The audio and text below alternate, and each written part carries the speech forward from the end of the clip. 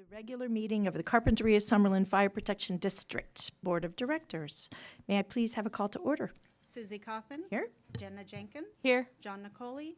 Randy McLeod. Here. Doug Qualls. Here. Robert Kovac. Here.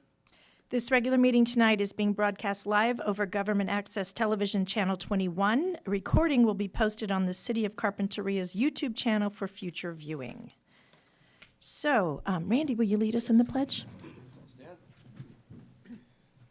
Ready to begin. I pledge allegiance to the flag of the United States of America and to the republic for which it stands, one nation, under God, indivisible, with liberty and justice for all. Thank you. All right. Item C, introductions, proclamations, presentations, and recognitions. Yeah, thank you, Madam Secretary. I'd like to bring up to the podium, and I'm going to move over there myself, two of our newest employees, Fire Inspector Van Joy and Fire Inspector Megan Garcia.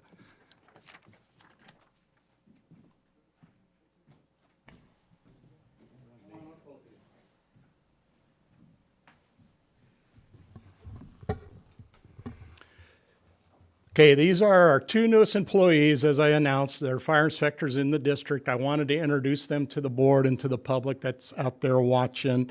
I want to do a little bio on each and then do the official welcome. So Van Joy, he started in November, and we have had one board meeting in December, and we intentionally waited till we're both here together to introduce him to the board. Van was raised in Carpinteria. He attended local Carpinteria schools. He went on to attend Cuesta Community College in San Luis Obispo and later earned a bachelor's degree in liberal studies with a focus on teaching and learning from Cal State Channel Islands. He enjoys fishing and being in the outdoors. Van came to our agency with extensive background in fire protection industry, making him an immediate asset to our department. Van lives in Ojai with his wife Mallory and his two sons Griffin, 5, and Walker, 2. Megan, her first day was January 6th. She was born and raised here in Carpinteria. Megan also attended local schools and graduated from Carpinteria High School. Her educational journey continued at Santa Barbara and Oxnard City Colleges, where she earned her fire science certificate. Before joining our team, Megan gained valuable skills at Santa Barbara County Fire, where we stole her from, where she worked in logistics and fire prevention for 5 years. Megan is grateful to have the opportunity to be part of the Carpinteria-Summerland Fire Department and enjoys bringing her passion for fire prevention and public education into this community. Megan lives here in Carpinteria. So I want to welcome both of them to the Board of Directors. Welcome. Thank you guys so much for joining us. Thank you.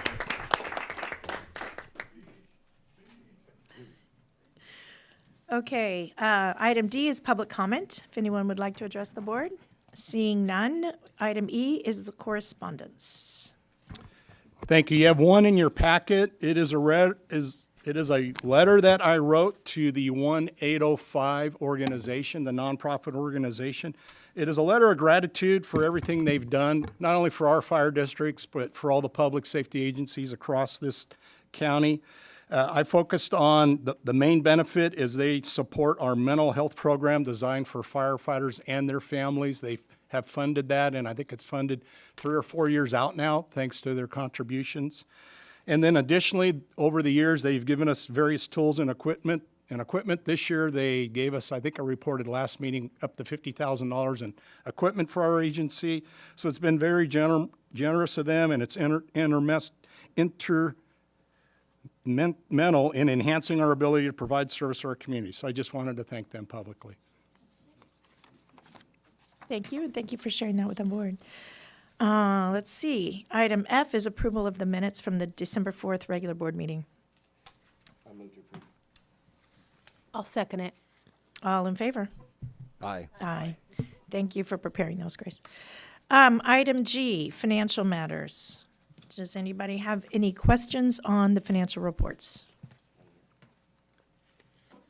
We've caught up. Yeah. I love this part. It's after tax revenues have come in. It's always fun. Any questions? Any comments? Okay, I need a motion to approve. I'll second it then, Randy. All in favor? Aye. Aye. Okay, item H is our appropriations limit calculation for the fiscal year 2024-2025.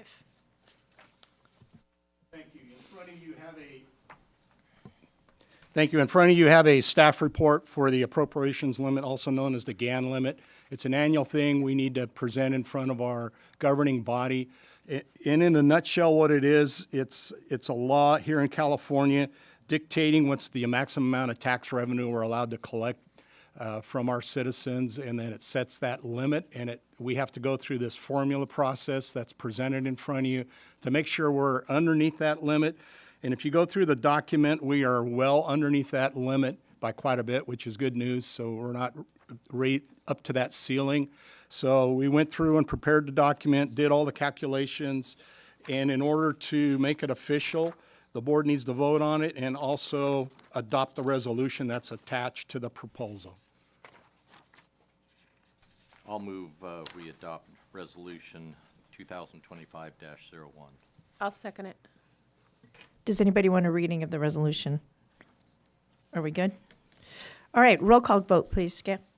Grace? Susie Cawthon, Aye. Jenna Jenkins, Aye. John Nicoli, Randy McLeod, Aye. Doug Qualls. Aye. I did think it was interesting that the per capita income of 3.62% increase for our area. I thought that was interesting. I hadn't anticipated that, but we're not growing very fast, so. And I hope you guys had a chance to look at the history on the GAN limit, where we've been in the last 10 years, before we've come to where we are now, because it's pretty significant. Okay, moving on. That is item H. We've passed. Item I is our administrative report. Thank you, Madam Secretary. From me, I'm going to start out with our mutual aid. Although we shouldn't, we had a very busy mutual aid assignments this kind of covers the last 2 months because we didn't have a board meeting in January. We sent 9 personnel to the Palisades and the Eaton fires in Los Angeles from January 7th through the 26th. Part of that was our brush engine 361, which was part of a strike team, which is agencies throughout our county. We also had personnel in overhead positions, from task force leader to safety officers to damage assessment member to heavy equipment boss to public information officer trainee. We also, after that, there was another fire down by San Diego called the Border 2 fire, where we sent 1 overhead in the position of line paramedic. So it's pretty busy, when normally this time of year there's nothing to report. Moving on to our facilities project, our joint Station 6-2 project. Chief Nils and myself had a meeting on January 30th with Andy from Regency. He announced that the ownership is not interested in moving forward on the project. Both Chief Nils and myself are gathering information, and we are going to present that through our legal to our board of directors on what the next step is going to be. What does that mean, Chief? I mean, they don't want to do it at all? Correct. Okay, that's a change of position. Yes. So that will be going through our committee on that, the Joint Station Committee. I probably don't have that title exactly right. And then it's going to go up to the full boards of each district to report out on what the next step is going to be. Okay.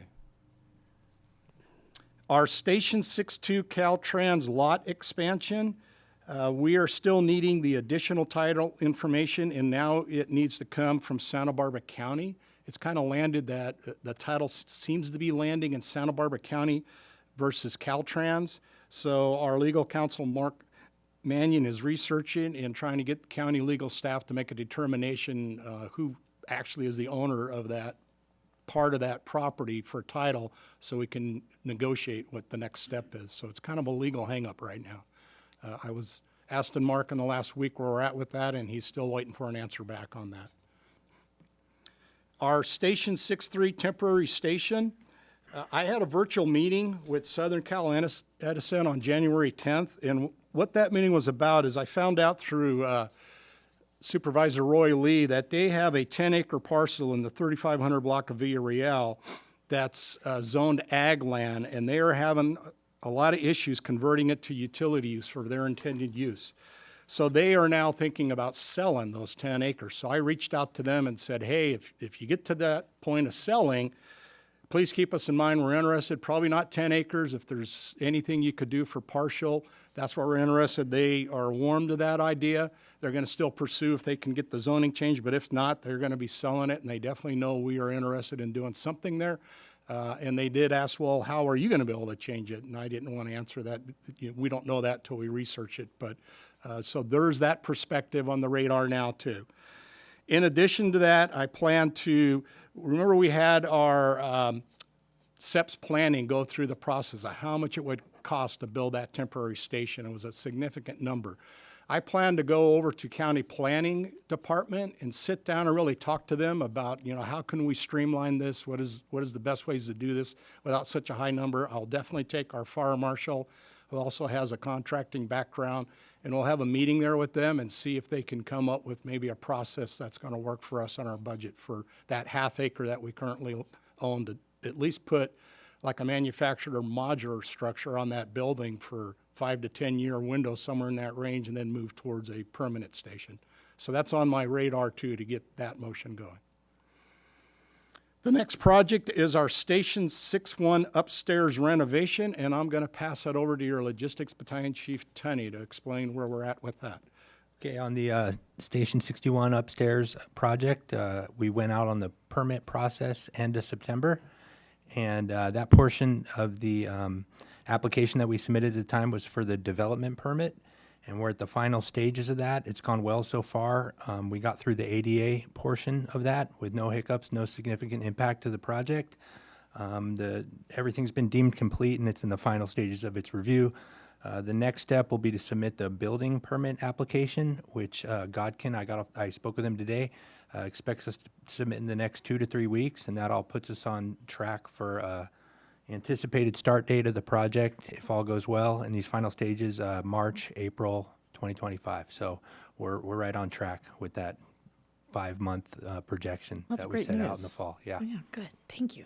Now, no, didn't we also go out for just all of the contractors, have them firm up their bids for that project? We had the project out to bid over the summer, and we awarded the bid to Godkin.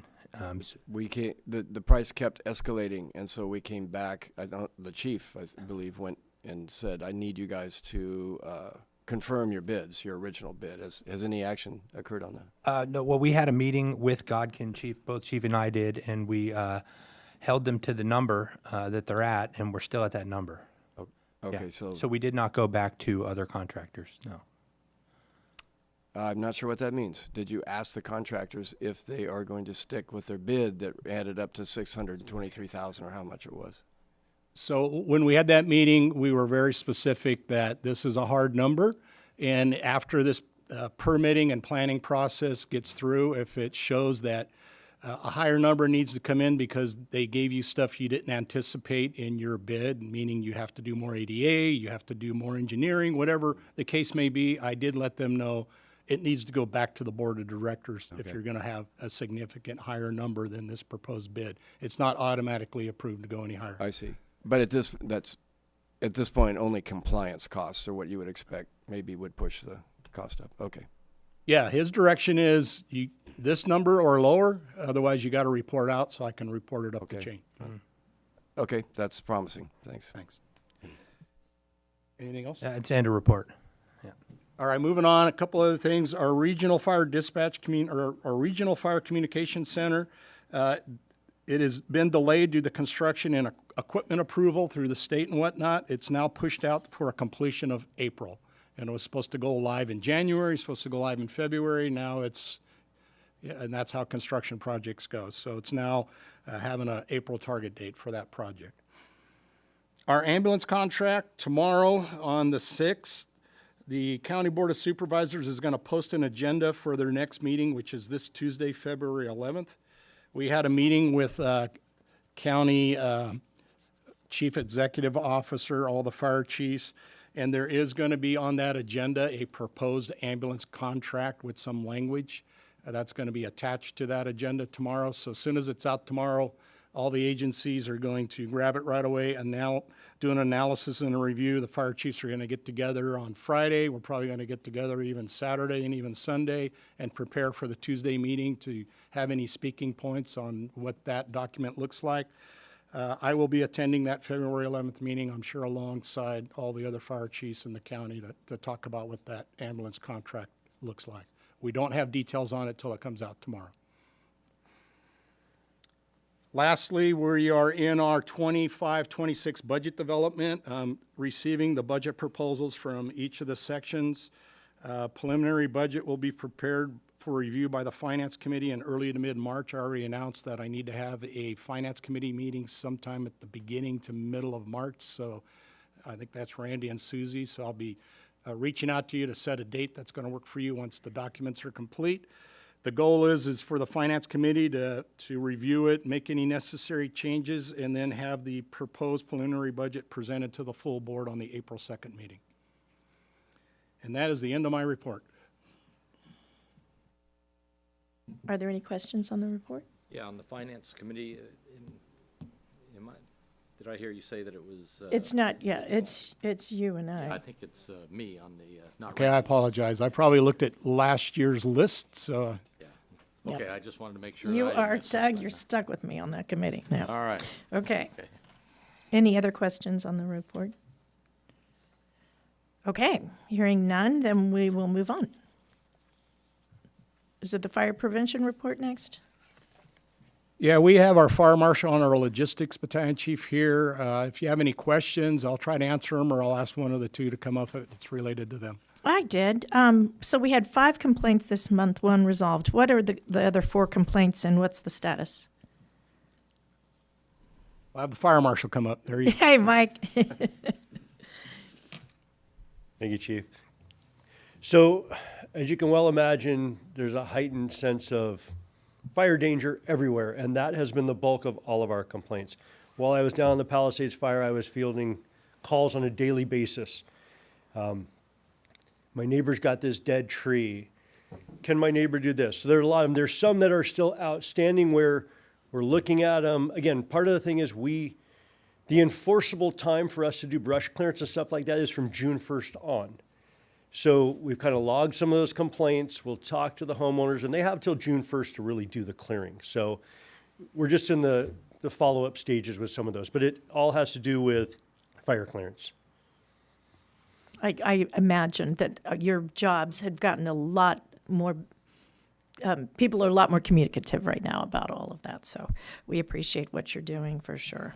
Any other questions on fire prevention? Yeah, Mike, on the projects, the 3 projects that you have listed at the bottom of the report, there's sticks in the air on all 3 of those. Is that it, or are some of these still in plan review? So they're in the process. Some of them are actually in the build phase already, so they're making their way through, and I think one of those is still in the planning phase, and we'll see where it gets to it. But I kind of list the big ones. We always have little projects going, but those are kind of the big catch-all ones. Okay. All right, thank you.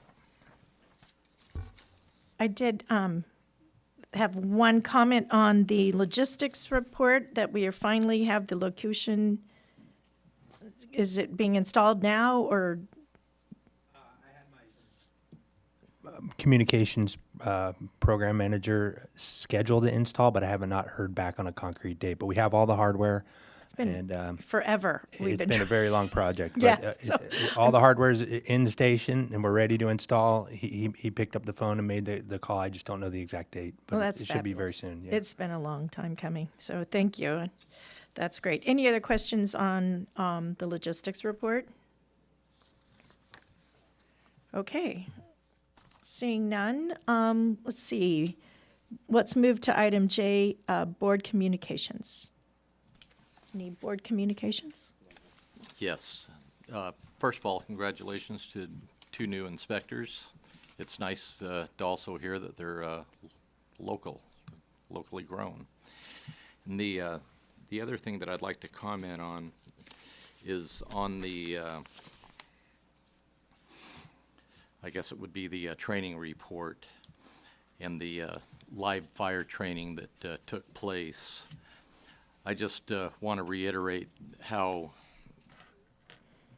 glad I am that we're investing in that type of training. You know, structure fire training is is paramount, especially in a community like ours where structure fires are few and far between. We're fortunate in that regard, but as such, it's a low frequency yet high danger situation. So I'm pleased to see that we're investing in our crews with that type of training. I just had a comment too that we had a citizens, we had a Summerland meeting introducing Roy Lee and making connections there. And Chief came and spoke and fielded many, many, many questions from our Summerland citizens, but did a fabulous job. And I really appreciate you being there. And I know Fire Marshal Monaco is going to be at a meeting coming up pretty soon too. So it ended up, it's kind of like right now, our fire people are almost on the hot seat because everybody wants to know why didn't, what's happening. So I appreciate all of your energy and time and patience with our constituents very much. Okay, is any other board communications? Yeah, I just wanted to say also that there's been some amazing collaboration with our district, especially Dave Baker, with the city and their emergency preparedness. And it's just been great. We're in a transition of that officer right now, and so he's been coming in and doing duplicate work. But the way that you're supporting the city as a whole has been fantastic with that, and we look fantastic. So thank you all for doing that. Thank you. Okay, upcoming agenda items. I would like to, I've spoken with the chief, and I would like to have a closed session meeting at the end of our March board meeting addressing future needs in terms of leadership, and also a report on what is happening with trying to get a station in Summerland and the joint station committee kind of report. So look for those on our next agenda. Is there any other comments or anyone? Okay, well, hearing none, I motion to adjourn. Are you going to second that? I'm going to second that. Jenna seconds that.